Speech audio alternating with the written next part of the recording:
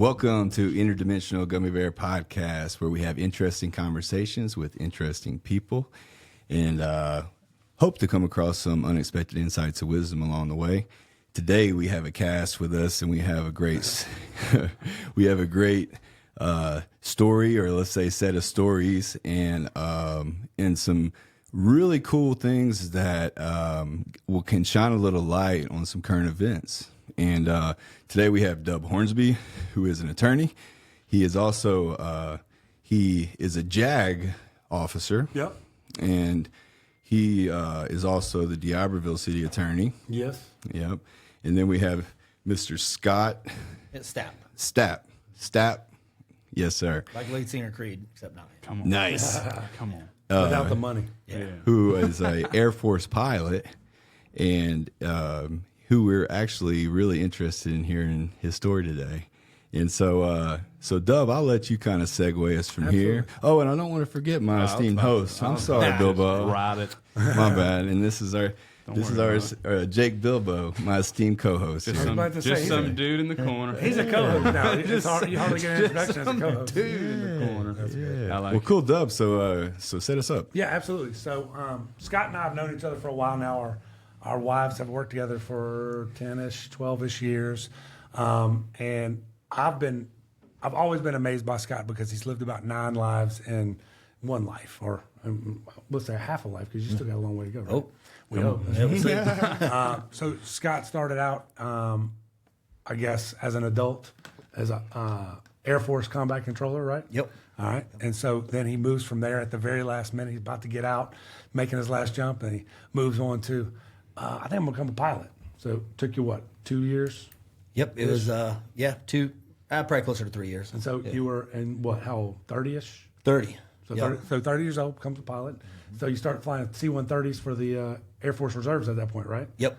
And doing a little bit of full-time time, doing a little bit of reserve time, right? Yeah, it's pretty much, it was like a Monday through Friday, you were Air Reserve technician. So basically almost like a full-time reservist. Yeah, that's right. You don't get paid by the DOD, just a little different. What does that do? Or what's your role right there? It's still just a pilot. Okay. Because, here at Keesler, we've got 2 units. We have the 815th, who's the TAC unit, who does deploying, night vision, airdrop, all that kind of stuff. Good stuff.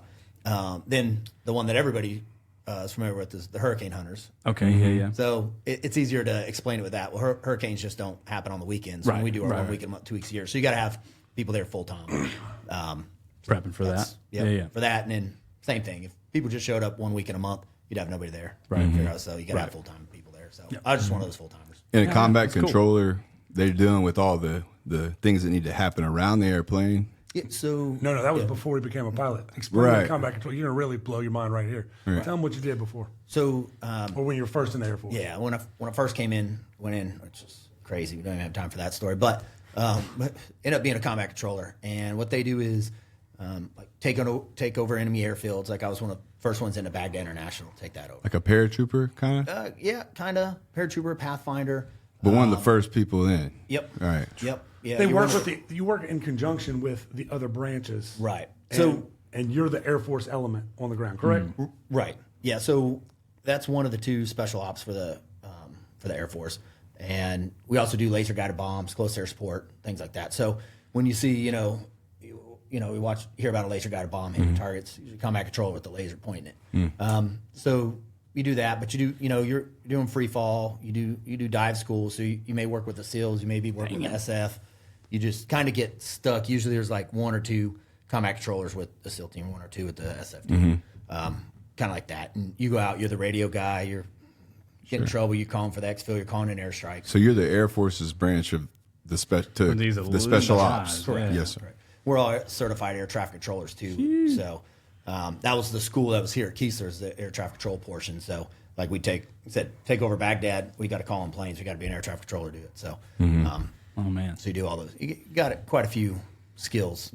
Yeah, kind of like a jack of all trades. In that SF department. Yeah. Right. But you still got to do the shooting and moving with these guys. You got to be able to jump with these guys, dive with these guys. Yeah, so. can't be no scrub in there. You're moving with the elites. Right. That's a scary man over there. When you think about the training, and I brag about that all the time. I still miss having to leave it. Unfortunately, I had to. But you're playing with C4. You're going out blowing stuff up. Yeah. I mean, you do a jump week. Like, hey, when you go jump, well, it's all right. Let's go jump. You're packing your parachutes. You're jumping with your buddies. You know, the next one you're doing whatever, doing CQB at this range, shooting here, shooting there. I mean, but that's what hey, today let's go take the 4-wheelers out. There's 20 4-wheelers heading down trail. That'd be fun. The little 50s So the that stuff you that jump. wasn't training would cost a lot of money on your own. Sure. And it's all fun. Right. So that's what you miss whenever you leave. Just like whenever you leave football, just like whenever you leave fighting, you know, whenever Miss you the get out fun of there, stuff. you miss the fun stuff. And before we get too far down the road, because I mentioned Jag and your experience with that, and you're a lunatic, right?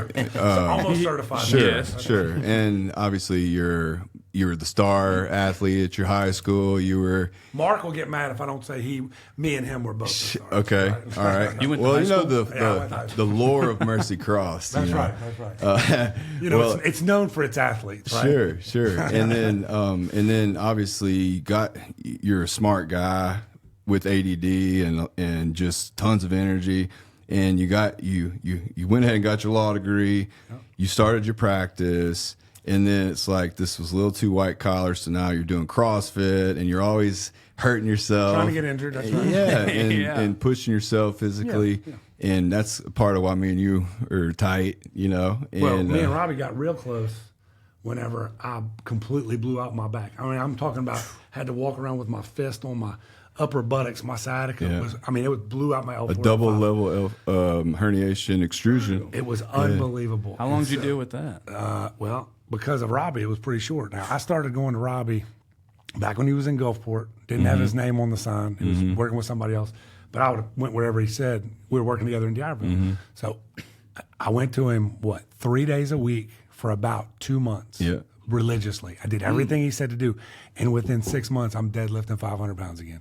I mean, that's what I'm talking about. This physical therapy stuff is pretty awesome. I tell everybody, I was like, if you want to just be a malingerer, don't go see Neolife. But if you want to get back on the horse, if you want to get back into doing whatever you love, come and do everything y'all say. That's right. Because he got me right back in there in a short period of time. And then he gave me the tools to regulate it. Because, it flares up. That stuff flares up again. And I also have everything known to man to keep you young. I got the red light, the Normatec, the upside down the deal, the sauna, the hot. I got everything you can do to be young, and I'm still breaking down. Come on. But And That's then not long at all for a back injury. right. That And was it's unbelievable. This is a good segue to go ahead and say we are sponsored by Neolife Physical Therapy, NeoFit Performance, Neo Golf. We have in the Neoverse is Quan termed. And then we have Neo Nutrition, my wife's business. So we're really expanding that out. Whenever we start the Neo beer, that's what I'm going to be. Come on. headlining. Hey, let's The do Neo it. Logger. The Neo lager. Yeah. I like That's that. Yeah. And then Dub, to go from there, he's the city attorney for the city of Ivor. I was a city councilman. Yep. And when I was probably like 27. I was probably one of the younger people to ever get into something like that. Yep. And then that was our first kind of professional connection. And then What'd you do, 8 years? yeah, 8 years. And that was kind of a I guess business school for me, because I was getting out of professional school, and then you were a huge resource for me in that way, because you were kind of just ahead in terms of you're not that much older than me, and it was just kind of watching how you conducted yourself amongst a lot of different people and personalities, and then there's a lot of commerce and deal making, and you're dealing with developers and like just a lot of. You were on that council. That 8 years was pinnacle 8 years for some major development. That's right. Casino, finishing up of the target area. I mean, just so many large areas you were there for. All this you got to see the infrastructure. negotiations, all the infrastructure that we did with MDOT and the state and MDA and everything like that. So yeah, you definitely got a lot. Got a lot of good stuff. Of negotiation skills and how it interacts. And when I started, it was right off of a huge scandal. This the city manager prior, Michael Janis, and the property right across the street. Yeah. They were planning on doing an aquarium, and there was like a big DM, the Department of Marine Resources. The head of that was the father of the city manager, and there was like money getting moved around. Anyway, it was a big thing, and so when I came in, it was right off tail end. Everybody was just like paranoid and had like a bad reputation. Real at that tight. time. Everybody was real tight. Untrusting of the new folks. Yeah, Everybody was real tight. And so it was like we had to kind of set a new standard, and like me and Randall and Craig Diaz were new, and we were like, we got to set a new standard and reestablish trust, you know, and we were really committed to that. And I feel like now, even today, it's kind of still able to hold on that. We got some good leadership in there. You do that. You just kind of hold a bunch of potlucks. And Well, we were really interested. I was interested in learning. You know, like I said, this was like a type of way for me to experience business school and like learn things and see the people that make things happen. Yeah, And that's a skill not a bunch of people get to see. No, man. I think part of that mentality was becoming transparent. We became much more transparent. And I know I learned some incredible lessons at a young age going through that and dealing with, you know, all the ins and outs legally. And then Sharon was right there by my side. So Sharon and I, from the city standpoint, who's all there, Sharon, myself, and Jody, we learned a ton going through that. And it's actually carried through for the years and years after, where it's changed, maybe not changed, but it's helped us develop the policies that we have now, which are full transparency. No, you know, very little risk. Just making sure that everything's above board, making sure we do all our due diligence. Yeah. So nothing like that ever happens again. Dub is a humble guy, but he's literally involved with hundreds of millions of dollars of infrastructure and commercial markets on the Gulf Coast, like crazy stuff. Can't even fathom it, dude. Just a Yeah, team. right. I can't even fathom it, dude. All right, so to go further, I'm not done bragging on him yet. And then from there, it's just because there's not a lot of people like this guy. Right. It's like it's fascinating. I feel you. And you know, he has a Here to very hang out. successful law practice. His partner Mark, it's like literally Dr. Jekyll, Mr. Hyde. Has totally opposite personality of him. Handles A good all teammate. Yeah, Yin and yang. yeah, with real estate and family stuff. Like, so their practice literally serves the whole community, which is what I love, because that's kind of what we try to do. We try to, from babies to geriatrics, it doesn't matter. Make everybody better. That's right. Have a better That's our life. community. That's right. And so I love that ethos for the way he runs his practice, his life. But then the fact he pushes himself and competes with himself, and it's about you. You know, it's never about anybody else. And I love that. And but to go further, the Jag stuff, I felt like your attraction to it was as much about the fact that you did the training and you got to be a soldier, and you got to truly. And I've been like, wow, you stayed and stayed. Like, you've really been in there for how long? At 11 years. 11 years. So I mean, It's that exposure to the extra stuff, the same stuff that Scott was just talking about. You get so much exposure through our military, and part of that exposure, you are able to help people, but part of it, you're getting stuff from it. You're able to like hone in your skills. You're able to do things that you normally wouldn't be able to do, and wouldn't even have the access to understand that that's what you wanted to do. You really need to be opened up to it to see what you want to do, the experiences. You know? Right. Life's about experiences. That's right. So. And JAG is the military's law division, let's say, right? Yeah. And Judge advocates. can you tell us a little bit about what that, how, like the training and the time that you spend with that? Yeah, so your initial training is pretty simple because we're JAGs. They treat JAGs and doctors similar in that they don't make us do all the stuff that Scott did. That's right. So if me and Scott were to get thrown into a situation in a field with a group, I would be the one not knowing what the hell I was doing because they get us to a point where we can get out there, hang with the guys. But my training was 6 weeks of Army training. And then my Army JAG training was 10 weeks. So 10 weeks of Army law, military/Army law. And so that's your initial, and that's at University of Virginia. So University of Virginia Law School is right here. The United States Army JAG Corps Law School is right here. There's a walkway between them. So it was awesome. We're in Charlottesville, living life, enjoying life. We're still working hard, still doing our PTs, still doing all the stuff, but it was awesome. Good people. That actually sounds just fun to do. Go to school and work out with a bunch of one of your buddies or a bunch of your buddies. You make that some sounds really great. incredible friends. I mean, I was old when I went through. I had to get an age waiver. I'm 48 now, so I went through at 37. Had to get an age waiver. I went through late, but I was hanging with them. cool. I was hanging with the Cool. 25-year-olds. I was fighting back. You know what I mean? Yeah. Tore my first meniscus there. Watch out. You know what That's I mean? a bad place to do it, but I mean, we pounded through. You can Yeah, pound through a yeah. meniscus. That's 3 right. days Come on. off. That's right. But it was an incredible experience, and then, since then, you get exposed to different things. I've had 2 deployments, both with aviators. Nice. I seem to be drawn to these aviators. I think they're a little off Yeah, like I yeah, am. yeah.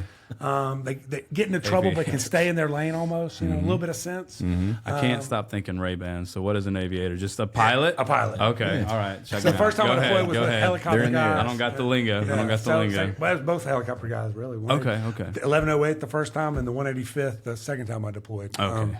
And both of them in the Middle East, which you don't want to get me started. love in the that? Middle East. It's a disgusting place. And then annually, what is your training? So I do 2 week, 1 week in a month, 2 weeks a year, like he was talking about.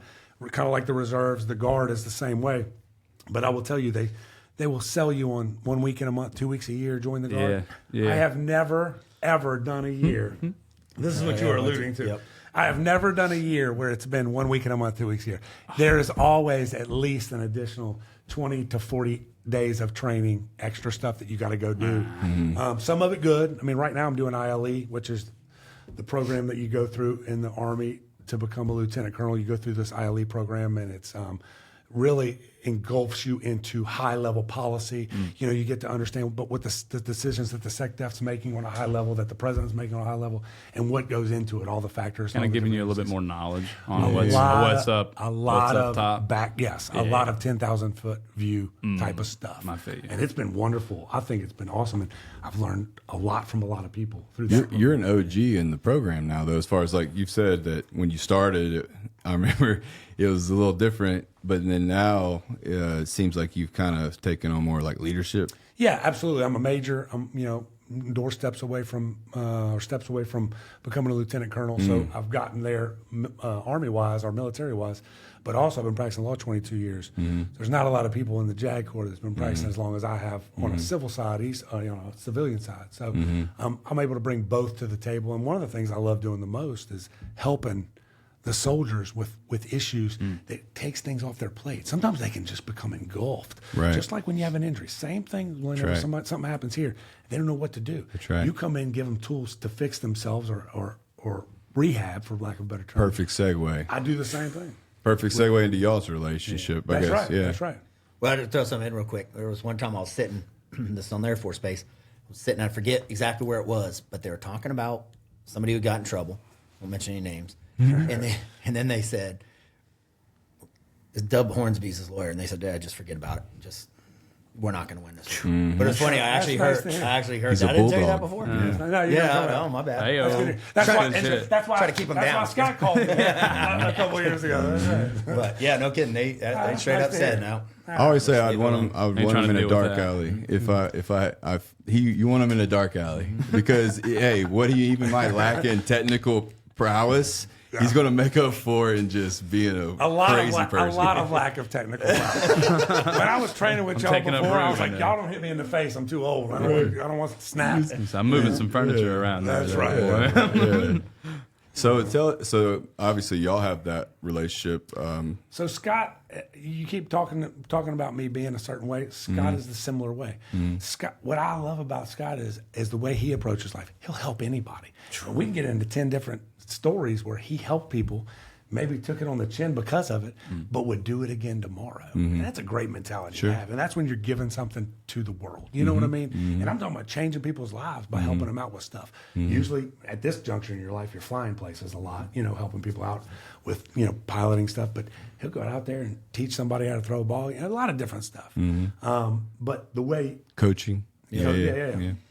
So the way him and I got together professionally is everybody knows, we'll just call it the January 6th incident, right? So everybody understands what took place then by this point, right? Well, let's just elaborate because maybe they don't. All right, well, let's get into it. So everybody remembers that back January 6th, what was the year? 2021. 2021, right? There we go. The end of Right the after end the of election. the end of the boss, and the boss is back. Yep. But it was the end of the boss at that time, and Weekend at Bernie's was about to get sworn in pretty soon, and there was a little bit of an upheaval. Biden. He is Weekend at Bernie's, buddy. I mean, he is just. I've never seen anything like it before in my life. For years. Years. I mean, it's bizarre. But anyway, I digress. So we get back. So Scott goes over, wants to be a part of what was happening. It was a lot of stuff happening at that time that was just very moving for the for the country, right? Yep. And Scott wanted to be a part of it. He felt like this was the little guys fighting back a little bit. Yeah. So Scott goes over. And actually, I'm going to turn it over because I'll interject in a little bit. I'm going to turn it over to you at this point. So it's January. Let's start at January 4th, 2021. Yeah. Go. So, I think I got my tickets like January 3rd, Yeah. January 4th, something like that. I said, that's it. Trump's saying he wants his people there. I'm coming. I had some reservations on, the integrity of the election, big time. Which is being shown pretty clearly now. Right? Yeah. A bunch of people had it, and then 20 January million 6th, votes then it out went of the away. blue. Yeah. Then all of a sudden, no talk show, no radio talk show. Everybody's like, nope, don't say anything. And now it's back again. Like, hey, remember back then? Like, we didn't forget. We haven't forgot. Yeah. So, he wanted his people to come to the rally, so I bought a ticket and I went. And I happened to be, just in a couple chats, online chats or something, and I met somebody else in that chat, said, hey, he was going to drive up from Mississippi. And I said, man, I got a room, got a hotel. You just fly. I'll meet you there. And so He was going to drive because he said he was going to stay in his car. he was going to stay in his car. He was going to stay in his truck. And I said, I got a room. Just come Comes sleep with on the two couch or beds. whatever. This Yeah. is somebody he's never met before. That's what I mean. Yeah. Yeah. Never met You talk before. about giving, you know what I mean? Yeah. So we fly up there. It was January 5th. And I'm at the airport. He's at the airport. We don't know. We're on the phone. Hey, raise your hand, trying to find each other. And found each other at the airport. Said, all right, let's go check in at the room. And so we did. Went, checked in, and decided we're going to go walk around downtown, see, kind of see what's going on. And it was very, very peaceful the night before. It was interesting from all the stuff that I had seen, of people getting beat up, and just that happened to be on the wrong street or whatever. There was so many people there. I don't know that it could have happened. You'd see a bunch of groups of women out there, and not scared. I'm gonna bring this part up. I'd ask them, said, y'all aren't scared to be out here? And so it's kind of like a shout out. Some people might not like it, whatever. But they said, yeah, we know the Proud Boys are out here. We're fine. So these women weren't scared to be out because there were men out there willing to do something. Yeah. Had not just let it go by. Yeah. There's so few people out there like that anymore. Yeah. Guys like us that will actually step in and do something instead of just. I'll record if I don't know them. But it was interesting. It was interesting to see so many women just out there by themselves. Flew to DC after all the stuff you're watching. People get beat up. Willing to be a part of. Yeah, willing to be a part. The movement. There's people from everywhere. So just that, you're talking to everybody. But anyway, so we walk around. We go down to that Black Lives Matter plaza where it's painted on the street. It was all fenced off. Well, kind of not fenced off, but it was rode with police officers. So you couldn't get past. But it was just like a bunch of people on this side yelling at a bunch of people on that side. And, it was just something interesting to see. Like, I didn't know that really was a thing. But Me neither. A little chaotic right there, yeah. Yeah. And so just kind of walked around downtown that night. And then after that, we started finding out, like, all right, so where's this rally? Because we don't know our way around or anything. So they say, hey, you got to be there early. So we're like, all right, we'll go back. We'll go back to the hotel, go to sleep. 2:45, we wake up to get to this rally. And AM. I'm going to say, yeah, AM. 2:45 a.m. Wake up to get in line so we can get up close or whatever. So we go walking, and as we walk up, we see this massive line. And we're like, it's dark. You can't even, you can't see the end of it. And we walk up, and I swear, right as we walk up, they just happened to open the gates right here, so we just hooked a left. Ooh, nice. Yeah, kind of like cut in front of everybody. Filled in. So I feel real kind of bad. This much bad, the genie pass. Yeah, yeah. The so fast pass. Fast pass. The genie pass goes on. So we just kind of hooked right in, and next thing you know, we're going through the Secret Service. They're wanding you, doing all that stuff. Couldn't have bags, couldn't have anything. Yeah, nothing on you, like your wallet. That's about it. So we get I get down up front, like I'm like 4 rows back from, maybe 10 rows back from Trump on the stage, And so that rally went all day, but it was amazing. And I took a bunch of pictures, wish I still had them, that you'd stand up and look back. You couldn't see the end of it. Like, you'd scrolling on your phone, which is better than you can see with your own eyes, and your camera goes blurry so you see the end of the people. There were so many people it was just unbelievable. Where was the rally held? In like It was in D.C. football field type thing? What were we thinking? It's right in front of the Capitol. Yeah. Really? No, not in front of the Capitol. The Capitol's down in Pennsylvania. It was at I don't know why the name's slipping me here. What's it called? The mall. Oh, yes. It was because everybody walked down to the Capitol. Yeah, That's what everybody it was. walked down Pennsylvania. So it was Capitol. down at the other end of the mall. So you got the Capitol right here, then you got this long grassy area with the fountains and different stuff, and then it was down. It was on the end of the mall. That's right. Just fitting a With all the bunch of people in Smithsonians there. across- Yeah.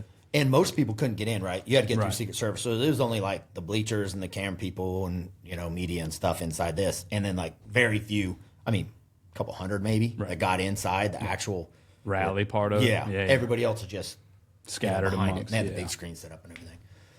But sat there and it was just an awesome time, the rally. And then, when it got done, everybody headed to the Capitol. That was like a word of mouth thing, just like, hey, let's all go to the Capitol. Or, Well, no. Remember Trump said, "I want to peacefully, peacefully but protest." it just happened right then. It was spur of the moment. Yeah, as soon as it was set up that we're gonna. Oh, even I didn't Trump, know that. Yeah, no. He said we're gonna, peacefully march to the Capitol, protest peacefully. Mm-hmm. And so what happened was, all these other people that were there, I don't know how many, whatever millions they said there was. I'm up here, so this whole swarm goes that way. Now I'm in the back of the line. Me and the guy was there. Yeah. Now we're in the back of the line getting down there. So a lot of that stuff saw on TV, and this is the bad part about it. And some people don't even know. Like if you go really look at it now, they were down there peacefully protesting until they started getting shot in the crowd with rubber bullets and flashbangs thrown in the crowd. It was totally inside it. Yeah. Now maybe not everyone, maybe not every skirmish or everything, but I know if I'm peacefully protesting and you shoot me in the face with a rubber bullet, We're having problems. I'm coming to see you. I'm pissed. Yeah. There's no reason for any law enforcement to be shooting into a crowd. Yeah. But just to bring us back to the moment, you didn't see any Right, of but it. I wasn't there for it. That's So he was so far back. All that stuff was going on. He's 8 blocks back still. Yeah. I mean, he's Behind a million literally people. just kind of moseying down to the Capitol. So when he got there, first off, you been in D.C. before? Yeah.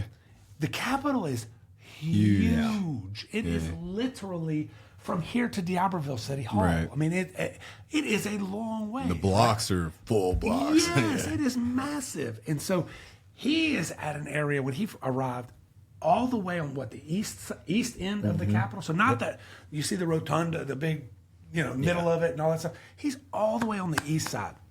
So all the crazy stuff that happened was happening or had already happened maybe in the middle, right? Yeah. And the news is there and all that stuff. He gets he finally makes his way there. Yeah. Probably 45 to an hour after Oh, yeah, all well. the action. Yeah, well after the bad stuff maybe happened. The doors are open when you get there. So by the time he gets to the east end, and you're just kind of finding your way. Yeah. The doors are open. Yeah. When you walked in, correct me if I'm wrong. This is what I remember from the discovery in your case.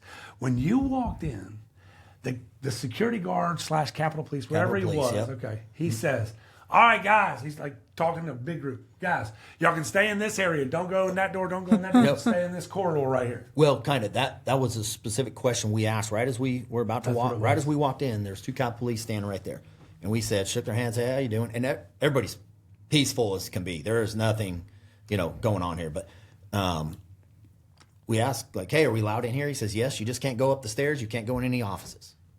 Okay. So we go in. We probably go in. No kidding. 2 to maybe 3 minutes, right? Yeah, I think it was 3 minutes is 3 what they have minutes. us in there for. The reason it was 3 minutes is because it was so crowded with people. We don't want to stand in line.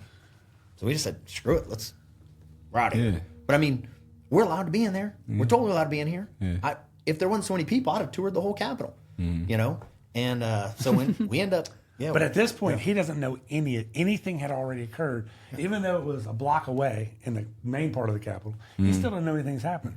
He gets on the phone with his wife, and he's like, "Hey, what's going on, Sex?" So he's like, "What's happening there?" She's a little she's frantic like, get 'cause out of she's there. watching. She's watching all the She's bad watching. stuff. He's like, "What's happening?" like, So "What?" he's getting information from state, even though he's a block from it. Right. He's getting his information from Biloxi, Mississippi, insane. from the telephone. You know what I Wow. mean? So you get out of there. You go back. It was, to you it was uneventful, but you Yep. were there whenever all the stuff happened. Yep. So you leave the next day? Yep. To come back? Left late that night. What they did is they shut down. They put a mandatory curfew on So there was no Ubers, there was no taxis, there was nothing to get back to the airport. Luckily, some lady was leaving our hotel going to the airport. She knew somebody would come and pick her up, so they gave us right back to the airport. Nice.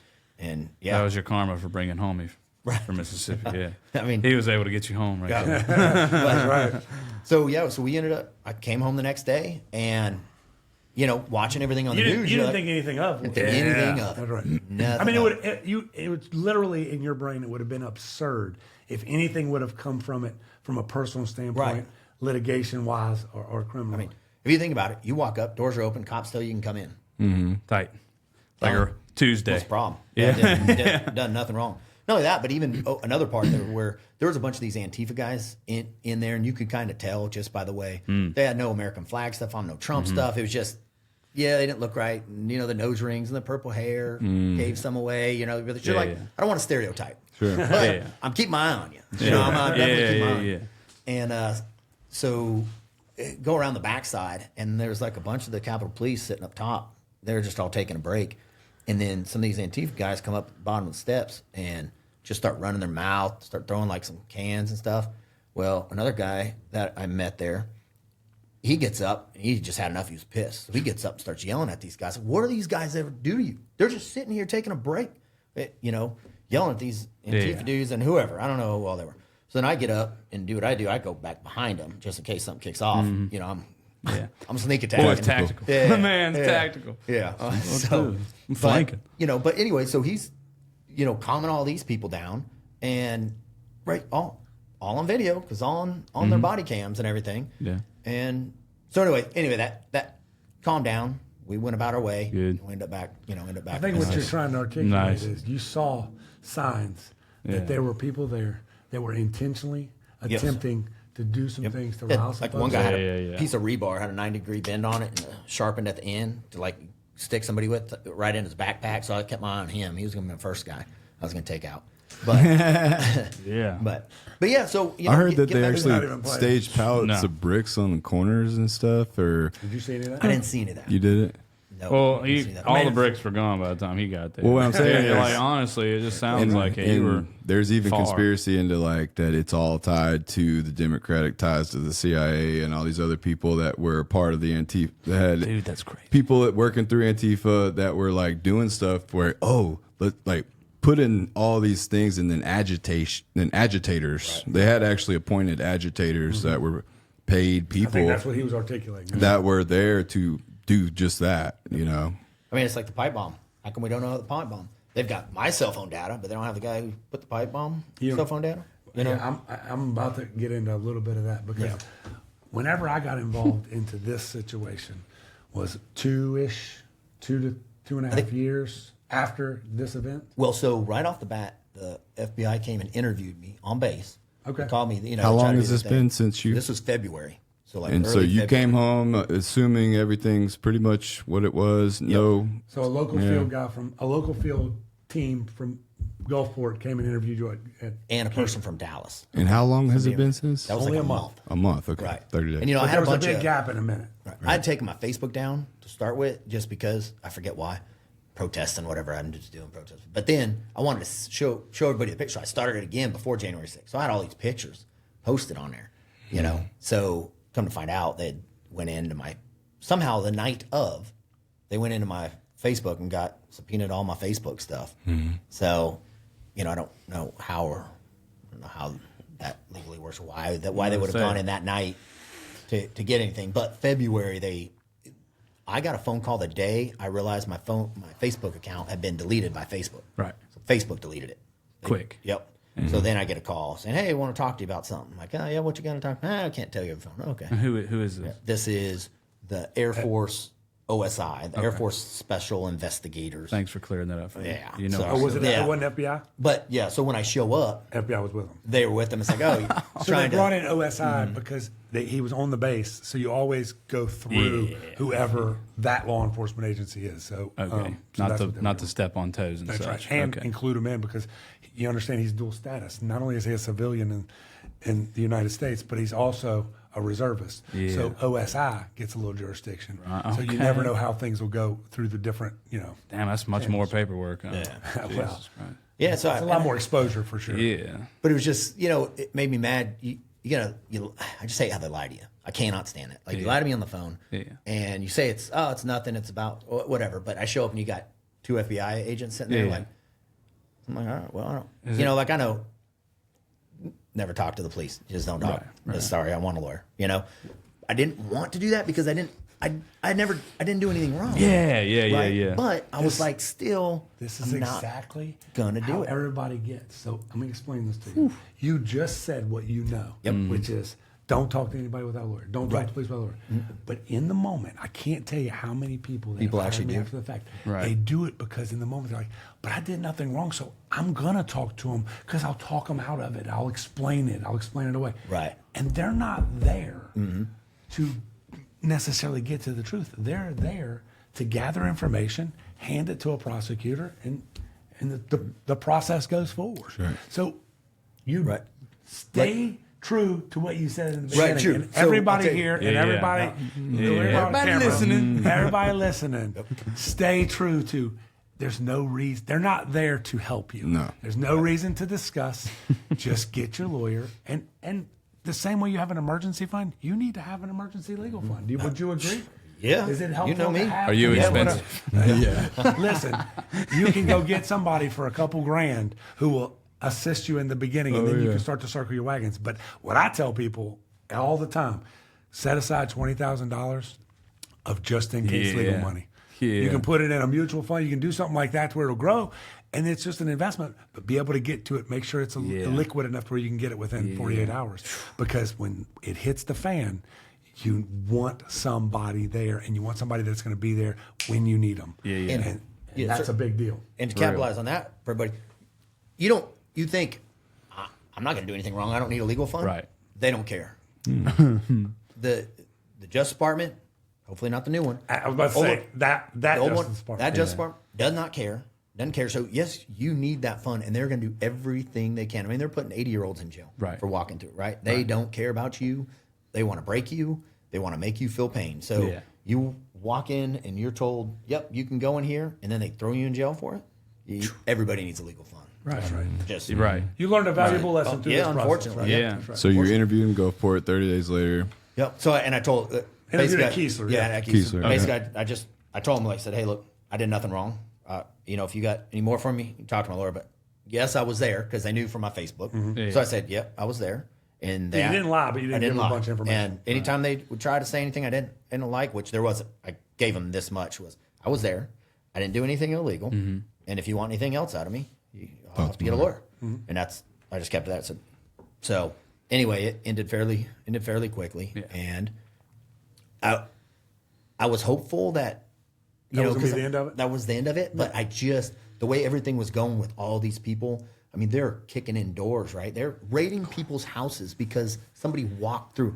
A lot of people are like, well, the people who fought the cops, That's not what we're talking about. Right. Well, one, that wasn't me, but two, at the same time, I didn't get shot at with rubber bullets, or I might have been one Right. shooting. Fine. So I'm not better than. Right. Yeah. I'm not. I being, understand. Just a different circumstance. I was just in a better spot at the Yes. time. Right. I have a So- question. Yeah.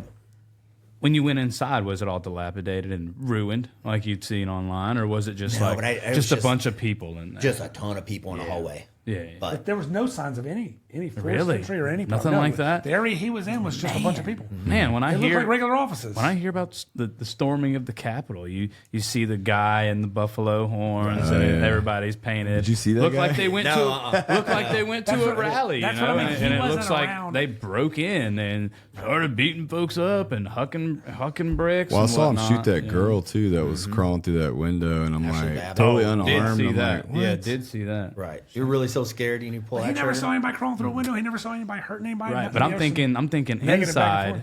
Did it look like a Capitol, a White House? It did. It was impressive. Right. I mean, the tall arches and Right. I think like ceilings were painted. I mean, it was pretty fancy. But he was all the way It's over, pretty like fancy. in like some obscure Yeah, offices at the Capitol. I mean, some it was random just- hallway. Like it didn't look like it was getting raided when you were. No, no. And I mean, the cops are just standing right there talking to people, shaking hands. Like That's so backwards from what everybody's seen. Right. No shit, your wife's freaking out. right. Bruh, And- she right, she's exactly. seeing something else dying happen. in I'm there. like, not here. looks like a terrorist attack. Everything's when cool. they We're cover gonna, it. we're gonna get some coffee. Yeah. How many people were there in your type of situation that were, I guess, would you say indicted or? Yeah, people that were prosecuted that Yeah. maybe weren't part of the actual criminal element Sure. that was there, because there was obviously a criminal element that was there. If you Right. interacted in some kind of, even if you were justified, there's a criminal element to that. But there was, I would estimate, 2000? total. That was total. I would think that probably of that number, a good 75% were literally just very similar to Scott. Now Scott was on the very lower end, and what I mean by that is he was indicted on 4 misdemeanors. It was a 4-count misdemeanor that didn't even register under the pre-sentence report. Like there was no recommendation to the judge of a sentence, because it was just like, whatever you want to do with this. This is a misdemeanor. This is a, Right. you know what I mean? Even if you're guilty of it, it's a misdemeanor. You know what I mean? And it was just trespassing and less than larceny and just stuff like that. I don't remember what the charges were, but they were all 4. I think there were 2 identical subsets, right? Yeah, 2 were a year apiece, and 2 were 6 months apiece. That's right. So I had the risk of 3 years in jail. Right. If it was full, if it was a Yeah, full fully, yeah. high, the most stringent sentence Right. you could get. The The highest. 100%. That's right. Yeah. That's right. But that, you know, it lasted like, we sat for almost 3 years, 2.5 years before 2.5. before it finally came back around. And then what I'd heard, you know, again, I was working on a base, and I got a call from somebody, definitely not gonna say who, but I know somebody in one of these places that You got a call. yeah. Yeah. call and said, "Hey, man, they're gonna come arrest you at work." And I said, "Oh shit, you know, I ain't good." So that's right. They're gonna come arrest you at work, and it was like next Wednesday. They were gonna get you last Wednesday, but It got again, tied and up. this is And stupid. this is very hearsay, though. yeah. So- It's like, oh, we think this. Yeah. It They decided they were real gonna. official. They had to get the blueprints of the freaking building. And this goes to The ridiculousness. y'all It's a bu- misdemeanor. Y'all a bunch of sissies, first off. Yeah. But because I was a fighter, Yeah. you know, I was a fighter, and then the combat control thing, they thought I was going to fight. Yeah. So they want to get me on base. And there's a couple reasons. One, because you're not supposed to be armed on base, right? Can't take a gun on base. Yeah. So you can't shoot, can't fight back. And then 2, they're going to have this whole thing in case I fight back. A nice I'm big not- show. But it turns into they just want to put on a show. Yeah. They just wanted to put on a show. They bring 7 people into your office. So luckily I was He gone. was, he was in a bit. Well, the more they I was do, at the 10. worse it looks for you. Right. That's, Yeah. that's the Exactly. whole point. yeah. Yep. Oh, That's this the whole guy's point. bad. That's about the Yeah. time. you Yep, and and I- that's when was I This about guy talked to Dub called me about about it. this point. Yeah, And, okay. And him and I started talking about everything. I started doing a little bit of digging. I call the FBI. I'm like, hey, if you're gonna arrest my guy, just let me know. I'll turn him in. Just give me the day.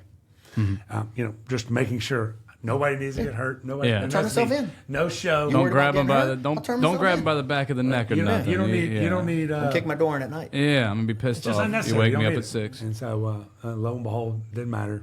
They ended up arresting him on their own. Right. They After found they- him in Ohio. After they lied to him, they had the They were gonna. They told me they already had the order for me Yeah. to arrest me. They told him no, we're not even looking for him. And I liars, liars. We're going to come in peacefully. And I but think you don't want that. All this stuff was. They didn't want that. All this stuff was coming from Home Office DC.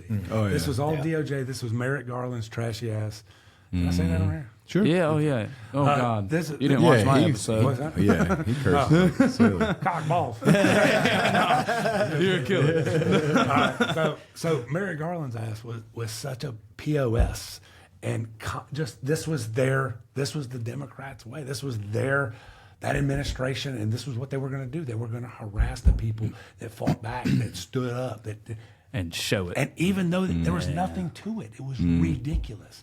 yeah. But Well, it's a media story. It's propaganda. That's right, it's propaganda. Oh, and during BLM, what a good play. What a good play. Oh, we don't just do it to them. Check this shit out. Uh-huh. So whenever he got arrested, luckily we were able to process him through very quickly. He was out within hours.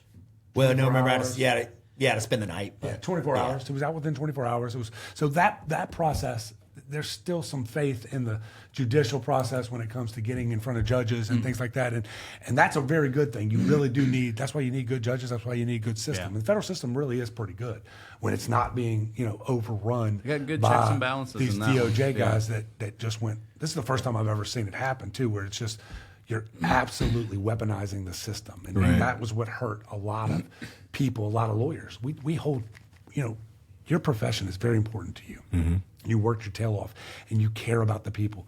We care about the system because the system affects people. And it hurt a lot of people's mindset of, the system and how it was being weaponized. Yeah. And it really was disgusting. I mean, there's people committed suicide. That's Well, that's what I there's was a lot of thinking people when committed he suicide started. while they're sitting and doing all this stuff. And I'm telling you, just the amount of time from basically when we did that first interview, when I did the first interview with the FBI until, I talked to Dub about all this. Every night when I hear something, I'm thinking they're coming in the door. It's a hard way to live. It is. And then Stressful situation. You have to decide what you want to do. You ready to stand your ground? You ready not to? You know what I mean? You're ready to fight the system. Right. And I couldn't tell you how many times I'm like, you're not going to do this to me. I'm American. This is not going to happen to me. You're going to Ruby Ridge that shit. But my daughter's 3 walls through there. Which ended up being good for you because where you sit today. You Right let here. the system play out. Yep. Everything worked out. And I implore everyone, you don't fight your battles down there. Yeah. You don't fight your battles when FBI, ATF, DEA, local jurisdictions. Because they come in a group of 20 for one person. And not only that, You ain't gonna win. They're just doing their job. Still just a man. That's the problem. The I have. guys See, that are that's what I have arresting a you problem are with. just doing their Right. job. I They're get just it. doing their job. Yeah, but if they told me to put a bomb in the back of my C-130 and drop it on Chicago, I'm not doing my job. But the system is there. The system is there. But that's a drastic approach. You're right. I go to the extreme. That's right. But the system is there because in the end, you Yes. do have the checks and balances, and the system luckily ended up working out for you. But now I will tell you this: if your case, and you agree with me, if your case would have been tried in a jurisdiction like Mississippi, he never would have gone down the road of pleading to one of the misdemeanors. We would have tried the case and we'd have won it. So one lesson you learn from this is be careful what jurisdictions you subject yourself to. Because it can get real hairy. Yeah, in DC. Yeah. Jury of your peers. Jury of your peers here means something different than jury of your peers in DC. Jury of your peers in New York City. Right? You got me locked in now. Right. I'm only even doing before- terrible shit here. I even forgot about that. But before we even go to the jury type stuff in DC, what about The judge? Right, we had to. Right, what is it? We had to waive the right to a speedy trial was waived because they had too many cases. Because why do you have too many cases? Because you're trying to do them all right here in D.C. instead of put them all over the federal. Now it ended up being that's exactly right. But it ended up being a wonderful situation for my man because timing is everything in this world, right? So from a timing standpoint, what happened? He was scheduled to go in front of the judge and be sentenced in February of this year, the beginning of February. November. Well, at first it was November. November or something, And yeah. he was smart enough to get it continued to February. And then what happened at the end of January?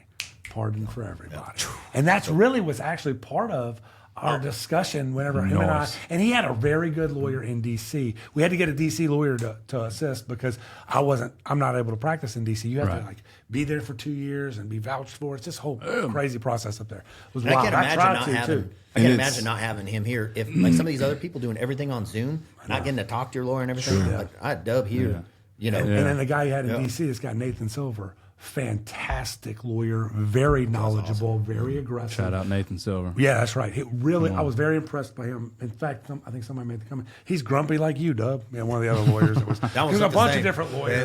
They resemble each other. He's too. kind of angry like you are. Is your court face angry? Wow. You got a stern court face. Well, his game face. Yeah, let's see that stern face real quick. But Nathan did a great job, and he really knew the ins and outs of the DC system. And then I was able to be kind of boots on the ground with Scott here to help him through some of the stuff. And so when we got his discovery in, it was 70 plus pictures and multiple videos from the time Scott got to DC to the end of the whole thing. So him leaving. And what struck me, and I think you and I talked about this was about the same time they couldn't figure out who brought cocaine into the White House.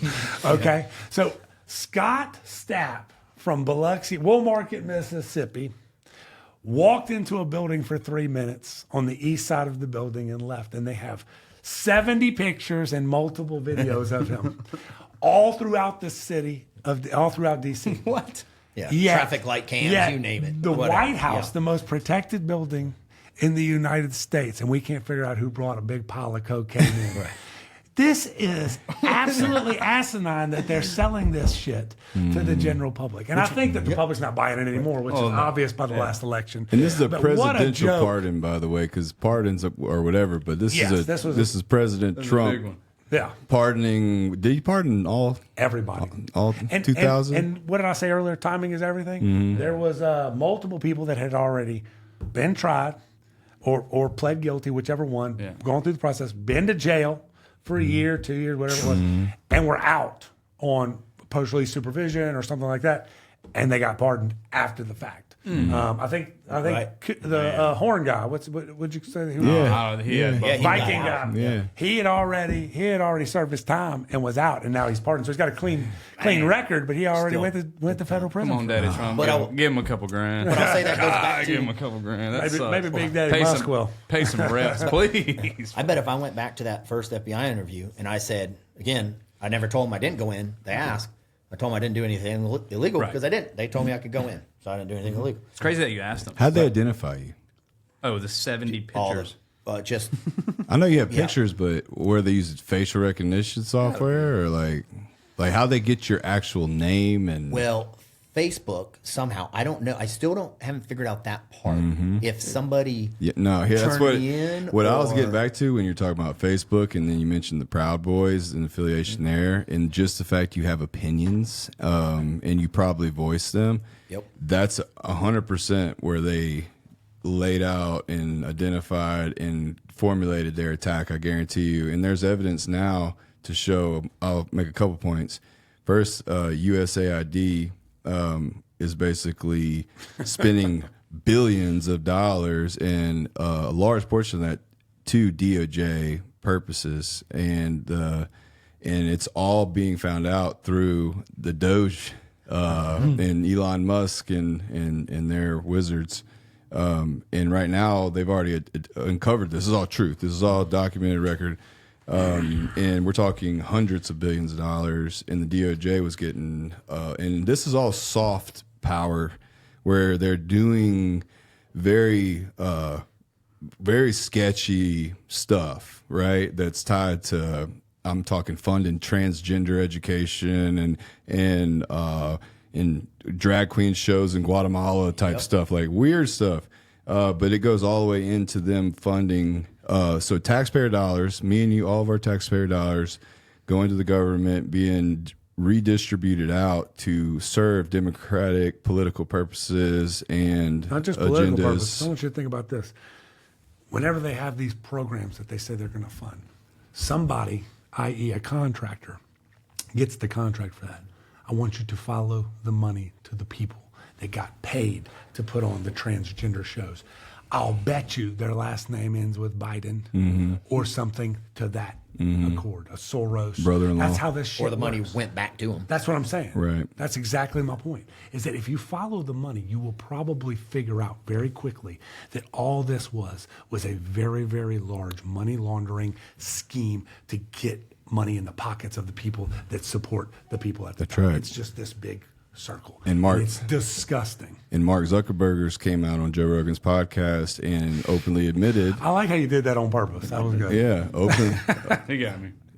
Openly admitted that that the Biden administration were heavily influencing, and they were involved with strong-arming. It's not even strong-arming. And censorship and also attacks on American people, which this is a great testament to, and it's great to get to hear a real story, it affected his life every day for 3-4 years. That's right. And wow. And basically, they were, and by his words, he said, I would have been off. They were harassing Facebook personnel. Yeah. They were cursing. They were sending inflammatory emails. So they were putting massive pressure. And the problem is that they let him in and gave him too much ground to stand on, and then they fully exploited it. But when you were talking about the Facebook stuff, everything you put on there, they already had you labeled as a person that fit the story they're trying to tell, and that's where it all began. I guarantee you. Yeah, they hated me before they ever met me. Oh, you yeah. know, just from any post from my beliefs and and all that. They So I'll knew it and tell saw you it. one thing that was funny about this whole process was we there's something in the federal system that after you agree to plea, you do this proffer, is where you sit down with them. They ask you questions, make sure you're telling the truth, and part of it is to make sure that the defendant is telling the truth and giving the whole truth and giving the whole story as part of your plea agreement and stuff like that. And then part of it's also to make sure that their confidential informants are telling the truth. So it's a way for them to put all the puzzle pieces together. They know some of the stuff they ask you, some of it they don't. And that what they're trying to do is ascertain, first off, how truthful you are, the stuff they know, and then how truthful their CI is on the stuff they don't know, stuff like that. So it's a really good process, and the feds have it down, pretty And well. that's after you plead guilty. That's after you plead guilty, but before you get sentenced, it's part of the pre-sentence, process. Right, so that's what we did. We pled guilty because won. nobody has won in D.C. Right. Nobody. So we pled guilty. It was a to- jurisdictional It's a reason. smart move. Yeah, Right. We Smart took their move. plea, which was Right. guilty on the 2 6 months 6 apiece, months, yeah. and then they threw out the And he might not years. have got any jail time. It was very innocuous, very. But a lot of But people still. were. Yeah. Yeah, a Yeah, ton a lot of of people were people were. getting jail time after Trump was elected because the judges were like, well, they're going to let these guys go anyway, so screw them. Let's throw them in jail now. And it couldn't have been the same judge. And they you know, don't. every No, there's a day. bunch of- You know there's what I'm quite a saying? few. I'm But sure it was it all all DC just kinda- judges. Yeah, I'm all sure it liberal come. appointed. Yeah. Okay. But so when we were doing Yeah, this yeah. little proffer deal, they brought down 2 lawyers from D.C., 2 assistant U.S. attorneys. I would almost bet my car that they're not at the DOJ anymore. 'Cause these are I mean, you talk about purple hair. They didn't have purple hair, but they might as well have. They had a as far little as their septum mentality. shit. Yeah, I mean, they were just flaming liberals. Good at their job, I guess, but for the wrong reasons Right. and the way they went about it. But anyway, so we're going through the proffer, and the little girl that was doing it, she was what 30-year-old DOJ lawyer, AUSA. She starts asking Scott, well, during the violent, everything that she was saying was Yeah. the violent insurrection that you were part of, and she kept on saying, and I go, hold up, violent? What are you talking about violent? And so me and her started. It's on the getting into- screen. Me Yeah. and her It's started like, getting into it, and I go, let's pull up some of these pictures. Did you see anybody hurting anybody? Well, so many people did this, and people died. And I was like, We're not talking about that. he was literally 2 blocks away in a building where they said, "Welcome, sir." You know what I mean? Like, Yeah. don't be doing that shit. And then her little boy, I called her boyfriend. Yeah, I that's started what you mouthing call it, off to him a little bit. I'm like, In D.C.? no, this was. I was going to say, you animal. No, that's because I This was was here. I afterwards. was This was protected by the afterwards. blanket of Mississippi. Yeah. So her little boyfriend shot her. We're asking the questions here. I was like, I can ask whatever I want to. We'll end it right now. And Scott's like, don't mess up the plea for me. He started getting nervous. He's like, uh-oh. Piss him like, off hey, too man. much. Yeah, we just had to give him a little. You bit got to give him a back. little nudge They were back. just bullying. You can't Just let them. bullying. Yeah, you can't. It Throw a seems like jab. I mean they'll work perfect. I had the right CNN, client for me to be able to talk back a little. So, But everything like, ended up working out well because of the timing, and you were very truthful. You had the right mentality the whole time, and you stayed calm. So Well, I tell you, always stay calm. leading up to this is the worst part of the whole. I mean, granted, the whole process was crap, but the 2 whatever years waiting on him to kick in my door every night was tough. Yeah. Or never every day. I mean, even during the day, I'm looking out, trying to figure out who's With his around. 12-year-old daughter. People come by Yeah. come by my house in the boat fishing. I was I'm about to say. I'm telling. They come by my house boat fishing. I'm like, those are feds. I mean, that was It that. creates paranoia. I was going to ask you how relaxing your fishing trips are now. You know what I'm saying? Like after getting out of that, but now you're still kind of on the edge a little bit. Well, so the funny thing is, Healing. That's right. I had gone out of the country quite a few times During the trial? No, Or while waiting, rather? while I was before I had been arrested. Like during Okay, that 2-year okay. period. and I kept Gotcha. every time because they had busted people, they had arrested people in the Mm-hmm. airports, and Oh. every time I came back through, I was like, they're going to get me. That's where they're going to wrap me up. They're going to wrap me up. In the- and then I in the just came back airport. last month. I texted him. I said, dude, this is the first time I've ever walked through the airport through customs and not been afraid Been of getting worried. arrested. Yeah, that's so nice. Dude. I mean, That's every so time nice. I'd come When he- back. when I'm he really when he just got happy pardoned, for you. I know Scott was super pumped, but I can tell you I was probably number 2 or 3 on the list just because it was the right thing to do. And I take my job so serious. I love Scott. I think he's fantastic, and he really gives to a lot of people. But when he got pardoned, I was like walking around the house hitting my chest like a gorilla. Yeah. I was like, I think you're more pumped than Scott. Yeah. It was the right thing to do, Sure. and we felt like it was going to happen. but when it finally happens, Still it's a good does. feeling. Did your first cartwheel in 5 years. Right telling there. you. What? Man. Cut you a little somersault. But I tell you, the worst part leading up to it, even other than that, was with that, what he was talking about with the proffer. Yeah. The proffer. Proffer. If you lie, they catch you lying, they're going to try to set you up. It's 5 years. Yeah. Oh, what? It's 5 years. They can do that in the proffer? It's 1001. If you lied to a federal agent, if you lied to anybody in the feds. So there was one other person that was there that I knew, and I knew the question was going to be asked. Mm-hmm. Who else did you know there? I figure they probably have pictures with me and that guy too. Mm-hmm. So I was like, Ooh, nice. The guy I'm that- not gonna rat. You played out. it. Now Right, we're I'm going. not- Look, remember the guy he's talking about in the beginning? remember. Yeah. I remember the When- Mississippi Now he's dude. now he's Well, no, so coming wasn't back even into that- play. Wasn't even that guy. So Oh, wasn't was even- it? No, wasn't even that guy. They got him. Yeah, they got. He went, that, guy They went got to, him. that guy went to trial. He went to trial and beat 3 of the 4 counts. Ended up getting convicted on 1 count, but he was part of the pardon. Right. Okay, nice. So Did he he ever get so he sentenced? went to jail No, for a little I bit? never He got got sentenced. No, so he never got sentenced. So you ran good into for him. another person. Yeah, ran into another person I knew. So I knew they were going to ask, and I remember talk to a lawyer in DC, and just like I can't. I might just have to go to trial or something because I'm not gonna. You're not going to rat I'm him. not gonna rat on You- somebody else. God, I Just like you, can't do Scott. it, man. I keep And, liking you more. It's a blessing in disguise, and I hate it at the same time. But he got arrested like 3 days before, so they already got him. They knew him. Yeah. And I was in his report, like his whatever package. They knew he was with me. So I'm like, I can't believe they didn't You got it. wait until after. But so that was, you want to talk about stressful? Time. Like, if I go in there and lie to him, 5 years. Or don't go in, it's probably 3 years because I'm going to go to trial. Yeah, Because yeah. I'm not going to say anything. That's I insane. can't plead the 5th. They're in it. But You can't that- not answer. His discovery. Yeah. was Wait, so, you can't? No. Why? So Right? cumbersome. Correct Was me that- wrong. You can't like plead the 5th and not not answer not the in question. that process. You're Not a going through a problem. proffer process. It's different. Unless you're like an executive sitting in front of You've already Congress, waited. then you could do it all day. Right, right. Yeah. You've Different waived that. process. Or a Different pharmaceutical process. exec or something. Yeah, Different it's like process, no but yes. problem there. You waive that right completely? You do whenever you go through that plea process. That's Okay, right. nice. That's right. Wow. Didn't know Because that. you're pleading to account, and this Not part of a just plea tell us. agreement Yeah. and all that stuff. So you that's where that Fifth Amendment stuff is. Now you can keep it and utilize it anytime you want to, but you're not going to be part of that plea. Okay. You waive a Okay. lot of rights. You waive right to appeal, waive right to trial, waive right to confront witnesses. There's a bunch of stuff that goes into Yeah, that plea okay. agreement. So in at the this- meantime, I'm sorry. ahead. Go ahead. I was about to say. So in the meantime, you're still working active duty as a pilot, and you just returned, correct? So No, he just retired. Retired. I retired in Medically July. retired, yeah. Okay. Yep. In Retired July? Yep. I was overseas doing some other contract. Okay. Recently. Okay. That I come back from. But yeah. Okay. Yeah. I fly a lot of, we'll fly.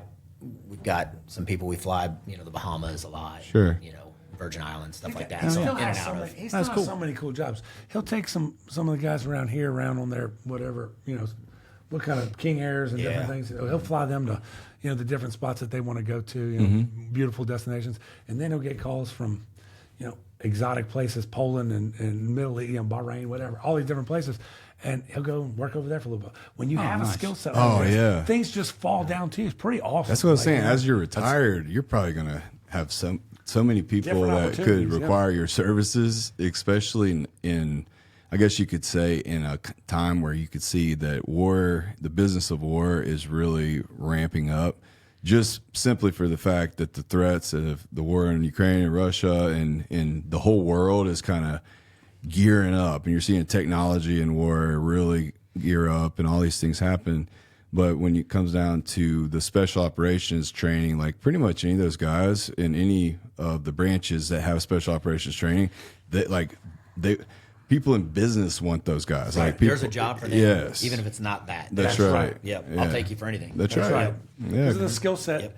not the just ability to skill set, learn. but the Leadership, ability- the communication, everything, logistics. Just the fortitude and the zeal you attack life with, really. I mean, you could go pick a pilot that was trained at, through the private sector and flew at Delta and is retiring and maybe he's going to fly some smaller planes, or you can get a guy who's been through hell and back in every facet, like combat control, Can air traffic control, everything. yeah. Can do it all. I mean, you know what I mean? Yeah. And he's willing to throw some punches if he needs to. No doubt. He might prefer it, quite frankly, right? Yeah. So you owned an MMA gym? Yep. You want to tell us a little about that? Yeah. I started training. I met John Dixon in 90. We all know John. I met John in like 98 when I came, 97, 98. 98 when I came through air traffic control school here as a combat control student, and did a little grappling and stuff with him then, and then went away for years, and then I ended up getting stationed back over here as an instructor. Linked up with again, started doing some training with them, and then Katrina hit, took the gym. Gym's gone, so it kind of we had no place to train. So I'm good with I can plumb, I can do electrical, you know. Handyman. Fly handyman, you know? Yeah. So I'm like, let's just start our own gym instead of renting space in someone else's. So we ended up getting it's like 5,000 square foot gym facility, matted it up, made it look nice, and you know, John would do the instructing and On Pass Road? Yep, it's on Pass Road, just outside. Yep. Right Across there from by the Wingstop. project. Yeah, Past the I project. know exactly where It's it's gone at. now, but we're bound. But yeah, him. But yeah, John Harris, little John Brown, Big John Brown, all those guys. And you took how many fights? I think it ended up being 8. I had a couple that were over in Alabama. Alabama didn't get sanctioned until like 2010 or something like that.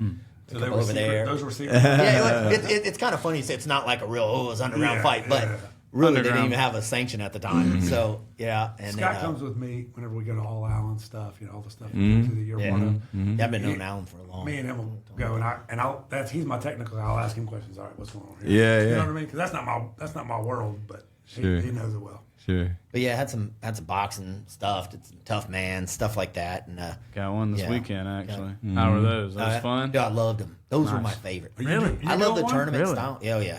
They're- Yeah, I got 1 minute rounds Saturday. Where's it at? Pascagoula. Okay. Yeah, it's fun. Bilbo's a Little savage. slugfest. Tell you what, win I the like last the- 10 I like seconds those of ones. every I like round, they're only a minute. Yeah, But, let the guy burn himself out for 10, 15, 20 seconds, then Then Look, go do put it your- on a little, and then the then last go 10 do your just damage. hammer. Stay calm. Hammer home. I promise Yeah. you, if we had strict Muay Thai rules, he'd beat any one of us. Yeah, I love Muay Thai. Yeah, I I tried to swear. It's my start- favorite. Yeah, dude, I bet. Ooh, John. I know John had the Muay Thai on. Yeah, dude. so yeah. I actually had got my promoter's license, and I was going to start putting on Muay Thai events. Except that's when I went to pilot training, which is kind of my downfall of fighting. So I went from doing the special ops stuff, where we're running. Okay, Yeah. so that's okay. I would rather that. We're trained on we're running, swimming, doing this, that, and the other, lifting weights, and then when I finished that at work, we go to the gym. Right. So it was just like full time training. Yeah. The man was in great shape. That's kind of a dream. That's nice. That's kind of what I do now. I got honestly. If you I John got can lucky. facilitate it. Yeah. I got lucky. Got a title fight here. It was the old Blood and Sand. I don't know if you remember Oh, those yeah. when they're in Oh, the yeah. when they're in the Coliseum. So yeah, I mean, Great name. What's that? Great name. Yeah. For a promotion. What weight Yeah. class did you fight in? I was 170. 170? I walked at about 185. How old were you? 30. I think I took my last fight at 36. I took that title fight at like 34, 33, something like that.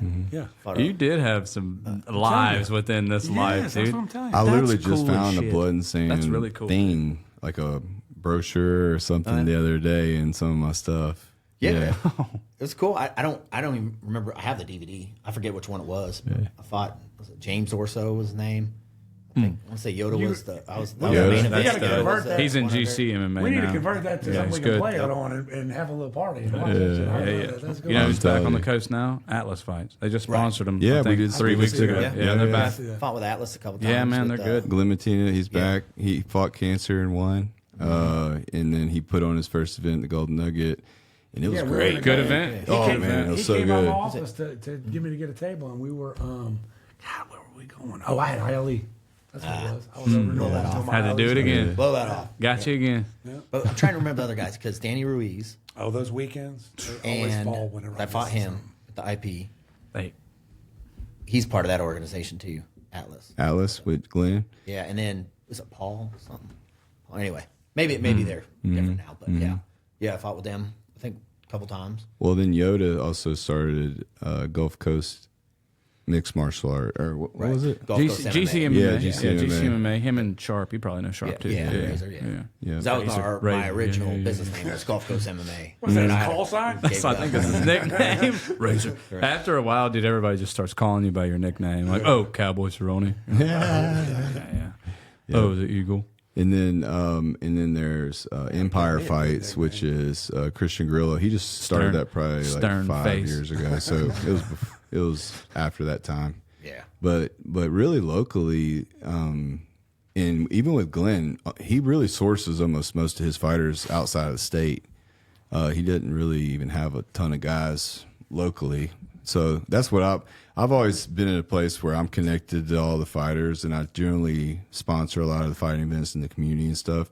So I'm always trying to sort of like, look, guys, like we got a lot of young guys, a lot of amateurs, a lot of talented guys that they need options, and they need opportunities. They need to like call and just hey, like let's just get these guys some options, and then they have some choices they can make along the way, because it's tough, man. I watch the battles a lot of the amateurs go through, and the limited resources that they live on. Resources. Yeah, They don't- yeah.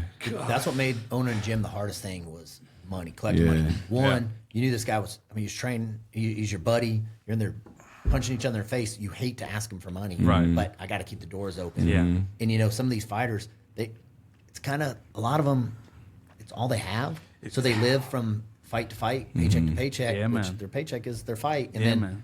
they want to, you know, pay Then this the guy, pay promoter that guy, just pay takes that. a piece. Yeah, everybody takes pieces. All the stuff. And then Yeah. they're trying That's to what I pay their hate cell for phone them. bills, and you're like, it's hard to keep these doors open. So you end up turning to things like the cardio kickbox class, Yeah. which that's how we kept our doors open when all my fighters. I will say, dude, that You know, that is grab. Yep. That is Kids. grab. Yep. That brings the Audis to the door. Exactly. You know what I'm saying? We had 30-something bags hanging. And Yeah. it was 2 per bag, and it was full of women in there paying that, the kids' class.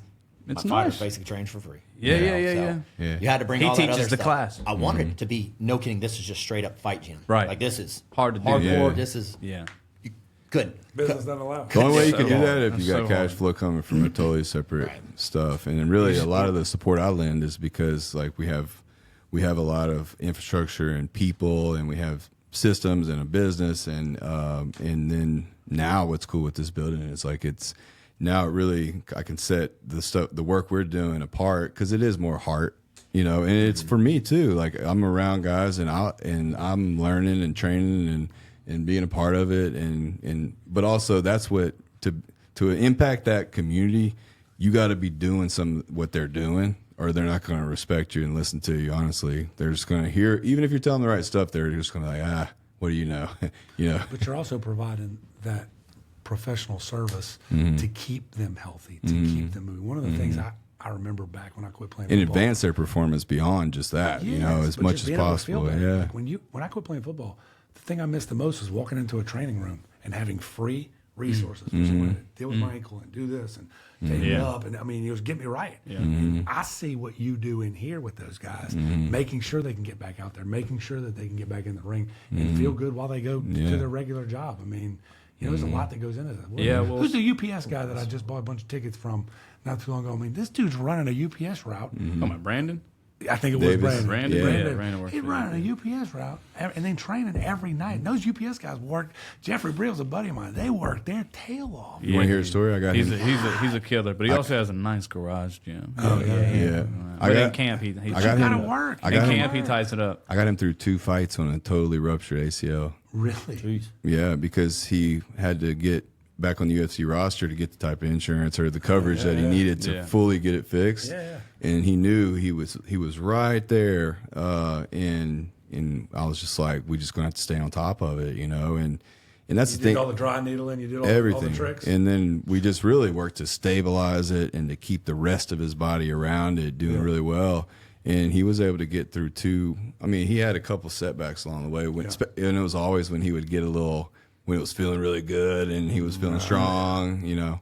But I was like, don't forget, you know, there's a ligament missing there. Bad in there. Yeah, but then after he got back in the UFC, he had that fight, and then he had the surgery, and since then he's been good. fairly healthy. Yeah, it's been good. Yeah. Well, and that's even the other thing. People don't realize how little you make, even if you make it into the UFC. You know, as you know, your first couple fights till you start, you know, being long term or working your way up the tone. But I think we hit a it's- nerve. Like Oh my God, yeah. It's- if you're in this for the money, Right. It's like you're like, sweet, you're a UFC fighter. You must what be about ready. the Nope. UFC honeys? Yeah. oh man. I'm just kidding. Okay, that's what we're in there for. Yeah. They don't like money. Yeah. They're the buckle bunnies. Buffalo Bunnies. I like They're that. like the belt. They're the belt bunnies for sure. But you know, we have an opportunity like this day and pictures. age to create media outlets with our stuff, with our organizations, with our lives, with these guys' lives and stories, your practice and your story. It's like nowadays everything we do is kind of it's blended with the social networks and whatnot. So that's a part of why I really wanted to do the podcast studio this way, as a way to highlight other sides of these guys and a guy like Bilbo and I say no one talks to me outside of this. Right. But I get to hear this cool stuff, man. I'm like, I feel so lucky because I'm like, I get to really see the truth behind people they play a sport where there's the highest consequences. You know, in the when you make a mistake, there's some real physical things that you got to deal with, right? Dane Bramage. Yeah, it's problem solving at the highest level, and so I'm like, if you have any ego too, it's that ego. It's You over. don't get knocked out. It sucks. it's over. That's all I would be worried about. Bro, it's a problem. I'd rather die than wake back up. It's Right. a problem. My Yeah, brain, you invited you know? all your family and friends to come Exactly. check you out, and you're in the casino, and you just got cracked. And it can happen to anybody. Oh man, Tyson got knocked That's out. the How fun about part. that? That's the fun part, Toughest right? mother ever. Your lights can go off. My worst one ever. I got a fight Michael Chandler. What? Bellator. Yeah, nice. Fought Michael Chandler in Bellator.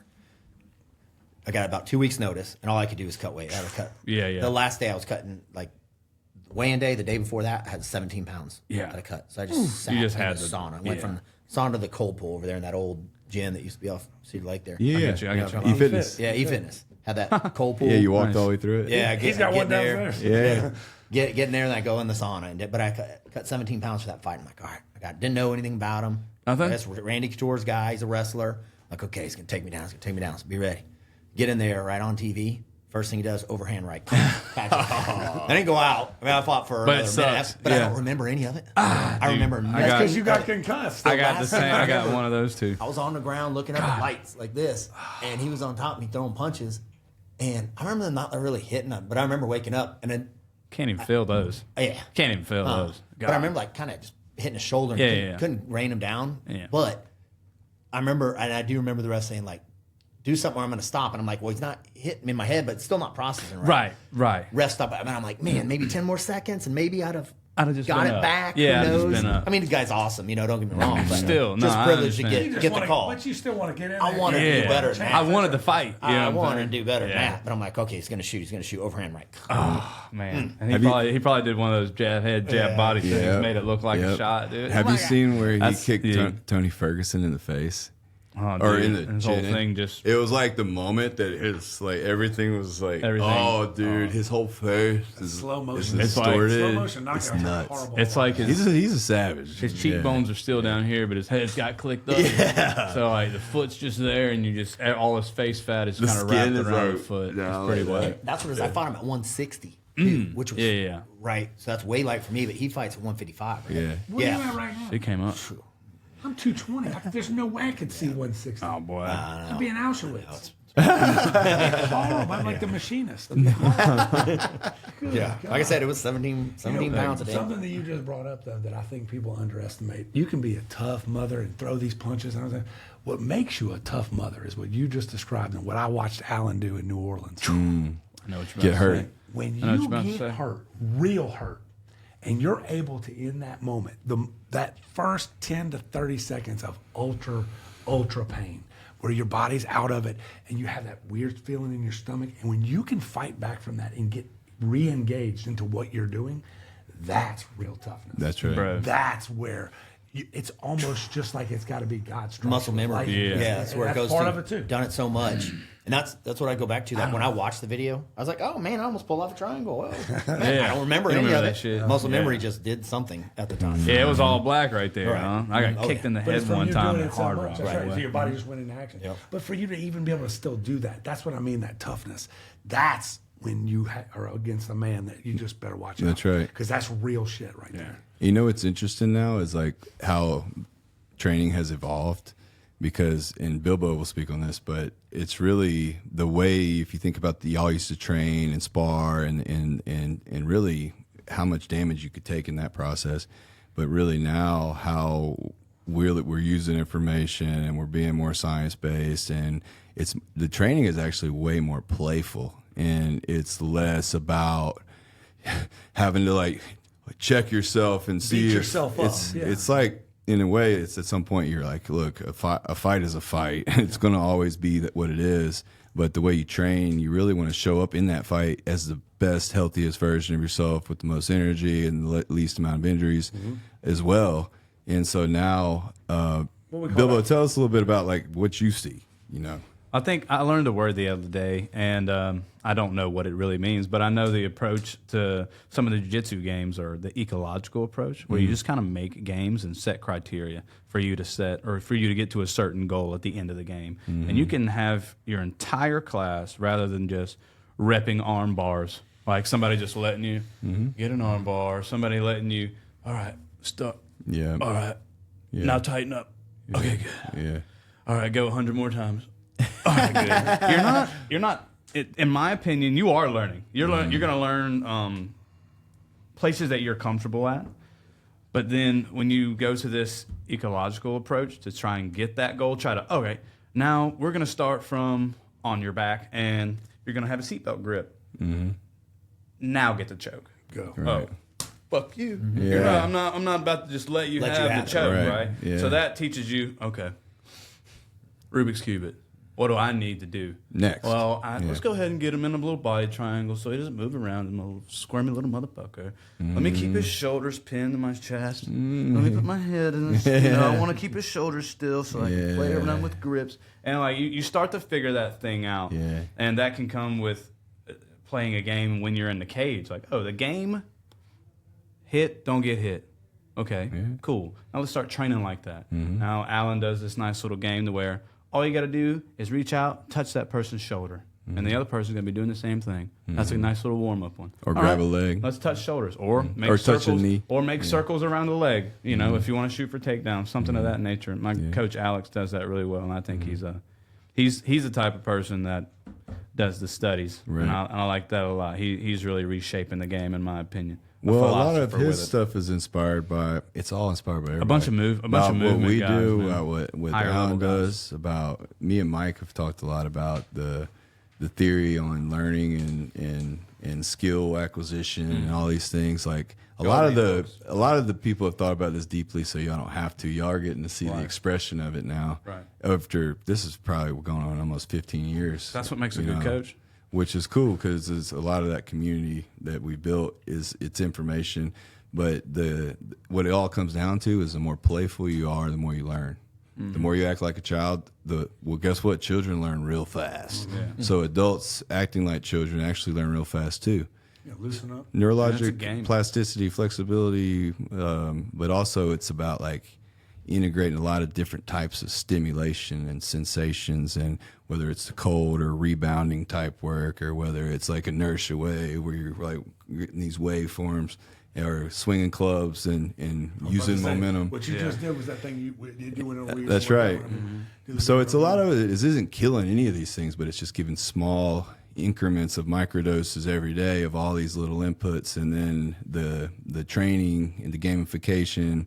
Protect your spaces, maybe. Like, is that a real word? Like where you're on my back, and you don't get gamification. I like gamification. Yeah, I like that. Where and it's productive. Like we could all go train for 20 minutes and just play protect your spaces, where you're just not letting people get underhooks and like get inside of you when they have your back, and it actually will make you much. It'll give you a skill quick. Like you'll be able to like defend yourself like that. Somebody's trying to choke you. I would get relatively 7 quick. cramps. I can feel my neck cramping. I can feel my back cramping. Right. I get too tight. Why don't you do CrossFit? You're tripping. Exactly. You're I get drink crampy. Or the some deal is pickle juice. Come hang out. One thing is somebody's touching. If we're playing a game and I'm touching your shoulder, when people are learning to fight, they overreact like crazy. And even if they're throwing punches, they're always thinking about what's coming back at them, so they're not really developing technique.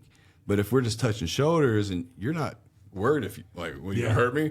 So it's just like, okay, parry, slip, That like makes sense. like figure out ways to develop reactionary skills and motion.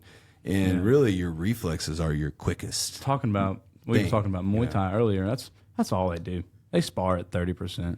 Yeah. And they basically emphasize defense. So like when you watch them spar, They're just touching you while you put your little high guard on. And when they throw a kick, you practice catching it and then releasing it, and maybe you throw your own kick or something of that nature. But it's just tag. Yeah. It's a good way not to get hurt and train a lot. And emotion every is day. exhausting. Emotion itself is exhausting. You get too high. You get Exactly. what you just described. Who was describing what to do?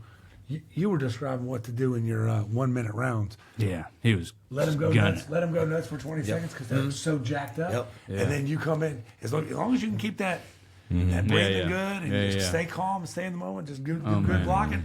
Then they get exhausted. You just come up and waylay. You got all your energy. Now you're three a of them tired doing boy. Now you're a tired boy. Yeah. Being silly. I watched Allen win like that dude. early back in the old days, where the same thing. First 20 seconds, you just kind of let him get tired, and the next thing you know, he'd go out and establish a jab, and he 30 seconds he'd get some nice work in, and he'd get Second it back. round mine's, third round is mine also. Yeah. So the thing with that is, like, when they're hitting you a lot and you don't hit them back, they think they just fucked you up. Yeah. You know what I'm saying? They think they have you hurt. And the crowd's crowd's going getting nuts. excited. The crowd's going wild. You've been to plenty of them. Plenty of 'em. I You love go it. crazy too, right? I love it. Sometimes that motherfucker didn't even get hit. Right. You know what I'm saying? And that dude's like, But they exerted some wait. energy. oh, wait. I This can't is tell you, bad. Yeah. So many times them judges' brains be somewhere else until they hear the 10-second bell go. Oh, They're like, shit. better take a look. win the last 10 seconds. Yeah, I'll dude. win the last Always. 10 Yeah, seconds. dude. So Win that's the why they're round. paying And attention. accelerate Win the the last 10 seconds. That's the big key for all these But guys. that's part of what you're talking about. Like, take it easy at first. Mm-hmm. Keep your breathing down. Do a little defense, and then you have the energy level. Yeah. Because that's where your training comes in. Yeah, That's where dude. whatever you're doing, whatever Right. you're doing, CrossFit, fight training, whatever you're doing, it all plays into getting your wind ready. You know Yeah. what I mean? That's what Yeah. Allen. Yeah. When Allen first came back, his wind was through the roof. Yeah. And it took him a fight or two to kind of understand, let's save a little bit of that for that later stuff. And that's when he started just waylaying people. Yeah. You know, Yeah. because he had all that gas. That's right. And a lot of what he's done with that second resurgence, and the work we've done, it's really like investigating all this stuff, and it's been a learning process, and it's been like almost in a way, guys like Bilbo now, and he's 25, 26? 26 now. 26 years old. Watch You know, out. he's old soul. But they're getting to kind of walk into this at these young ages, pre-prime, and get the benefit from a lot of this knowledge and stuff. right. It's so cool, man. Because You were with me in New Orleans for you came all that stuff. I was so impressed by that whole That Rocky scene that he pulled out. It was dude. just he did it twice. I don't think- he got knocked dude. down twice, and the last one I I was don't like, think he could see. Right. Like, I don't That's think what he I'm could saying. see. Like, he was the way blinking, he and I was harnessed like, his oh, chi shit. to come back and knock the guy. That was toughness. the eye socket stuff in bare knuckles tough, man. Because when you catch bare knuckles around the corners, and what happens is I've seen a lot of guys that are real tough. Yeah. Tyler Hill.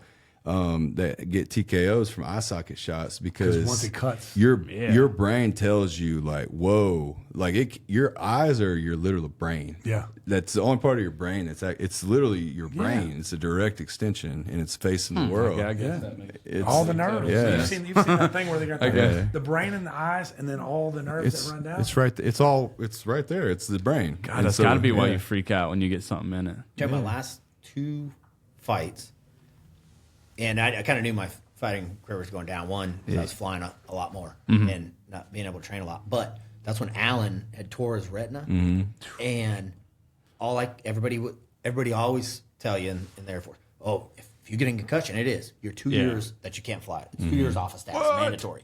And you were training at Losing Dixon's? a lot of Oh, you losing a little lot of money. schemer. Yeah. They're fighting. He wasn't telling nobody shit. So I didn't fill when out they, no uh, form. when Allen- Chase started there. Chase Sherman started at Dixon's. when he ruptured or tore his retina, Yeah. I was like, if that happens to me, and he did it training, if I remember right, popped on the airplane, right? I think Well, it was in a after fight. it Yeah, was I think it was in a bit to do with that the fight he had with what was the last fight? I forget. It- But he got poked. Yeah, he got bad. Yeah, he got a bad eye poke. It actually finished the fight. Who was he fighting? I forget. It was the British guy. Dude, that Bisbing. fuck. Bisbing. Yeah. He fought Bisbing. What am I thinking? Yeah, he fought Bisbing, got a bad eye poke, and it actually finished the fight. They ended up calling the fight because of it. Gotcha. Yeah, and that was his last UFC fight. and I think it may have been the one he already had some issues with. Because typically those are from more like punches. You said and stuff, it was on the you know? plane. I think it ruptured on the plane, if I remember right. I remember I wanna the ask story Yeah, right. it was fragile. I don't wanna- Oh boy. If I even get an Because of ear, the if I pressure? even get Because of the an, pressure? if I get an earache on the plane, I'm a whiny bitch. But I mean, Imagine I if went in my last 2 fights thinking, just don't get knocked out. Just don't get knocked out. Yeah. I mean, That'll that was get in you. my head. Stuff, right? Right. I'm worried about like my future Right. flying You're these on the back planes. end of it, And here that's I am I'm old fighting still. Like, Which is probably the quickest way career's not going to. anywhere. That'll get you That's what I was knocked gonna- out. that's what I was you know? gonna- 100%. Yeah. That But is- I mean, that's yeah. Michael Chandler, and then he was. That's he was really cool. one. You fought for Bellator. And dude. then, Heck yeah. yeah, it's funny because Who was I your like la- to think, oh well, I was good at one point, but watching these guys now, like you were just talking about, Yeah. it's another level. Yeah. It's another level from when I. Dude, when, even you the know. 18-year-olds are incredible now. And like I'm looking at some of them like, oh, fuck. Yeah. What's the efficiency? I he's about to appreciate come the and get me. efficiency.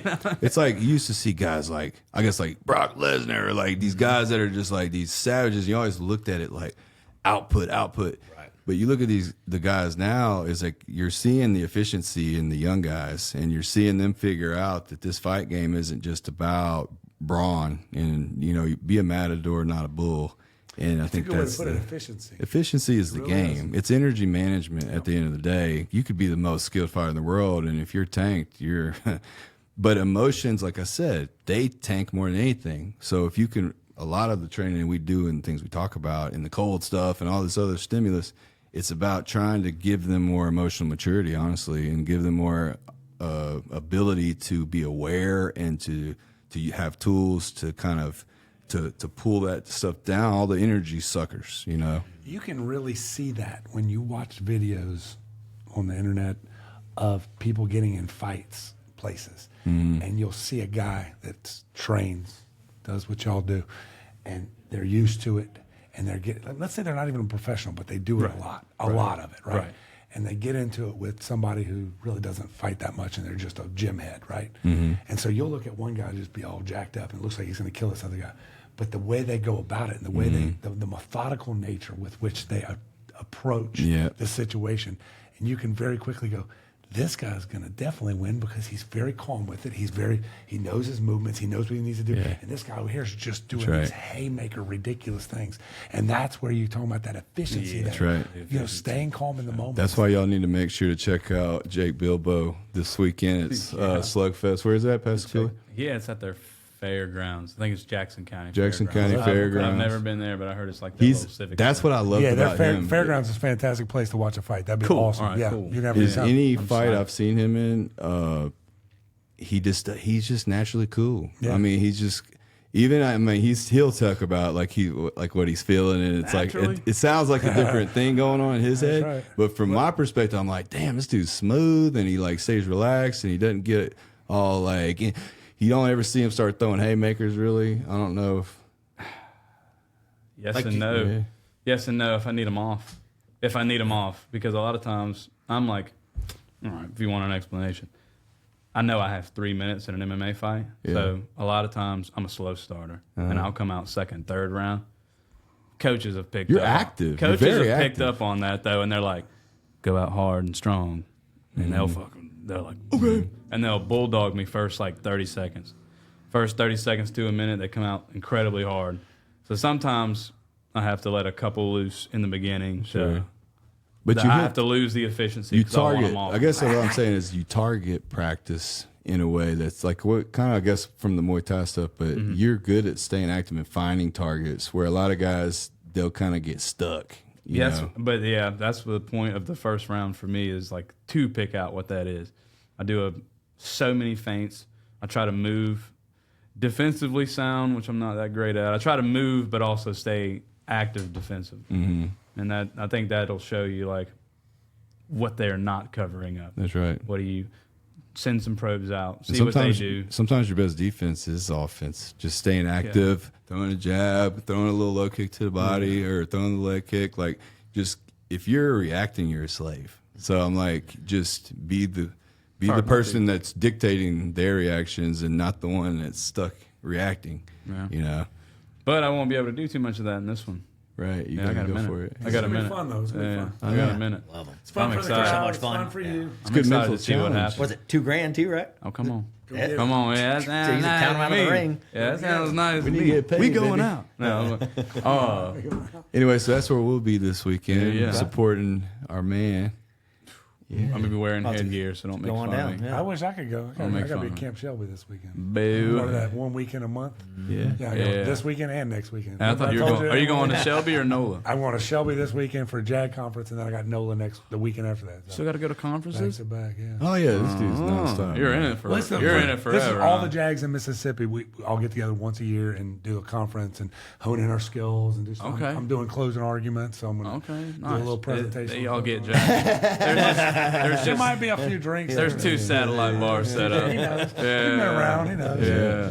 We have a good time. It's a good crew. We got a great group of people. About 45 JAGs. Jack Daniels sponsors the shit out of y'all. Maybe. I drink Blanton's, but maybe. Come on. Yeah, I forget you're a lawyer, my bad. Jack Daniels. Yeah, come on, I dude.